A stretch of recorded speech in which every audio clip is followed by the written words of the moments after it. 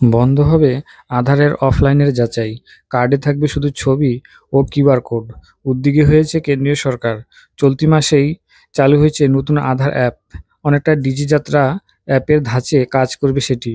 এবার আরও এক ধাপ এগিয়ে নাগরিকদের ব্যক্তিগত তথ্যের অপব্যবহার রুখতে উদ্যোগী হলো কেন্দ্রীয় সরকার। বন্ধ হতে চলেছে অফলাইন আধার যাচাই। শুধু তাই নয়, আগামী মাস থেকে আমূল বদলে যেতে চলেছে আধার কার্ডের নকশাও।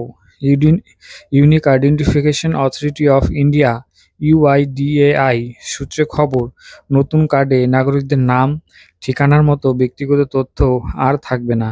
থাকবে শুধু ওই ব্যক্তির ছবি এবং কিউআর কোড। ওই কিউআর কোডের মধ্যেই থাকবে সংশ্লিষ্ট ব্যক্তির যাবতীয় তথ্য। সেটি স্ক্যান করে আধার তথ্যর জন্য প্রয়োজন পড়বে একটি নতুন অ্যাপের। নাম আধার কিউআর স্ক্যানার। ইতিমধ্যে গুগল প্লে স্টোরে ও আইওএস স্টোরে চলে এসেছে অ্যাপটি। ফলে অফলাইনে যাচাইয়ের জন্য আধার কার্ডের প্রতিলিপি দরকার পড়বে না। আর তথ্য হাতিয়ে জালিয়াতির দিনও শেষ হবে বলে আশাবাদী ইউআইডিএআই কর্তৃপক্ষ। ইতিমধ্যে নতুন অ্যাপে নিরাপত্তার আরও একটি বলয় যুক্ত করা হয়েছে।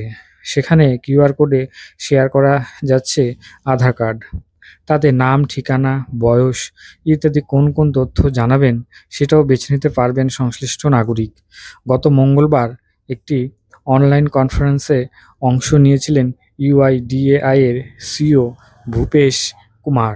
সেখানে তিনি জানান, নিয়ম অনুযায়ী অফলাইনে পরিচয়পত্র হিসেবে আধার কার্ডের তথ্য সংগ্রহ করা যায় না, তার প্রতিলিপিও জমা রাখা যায় না।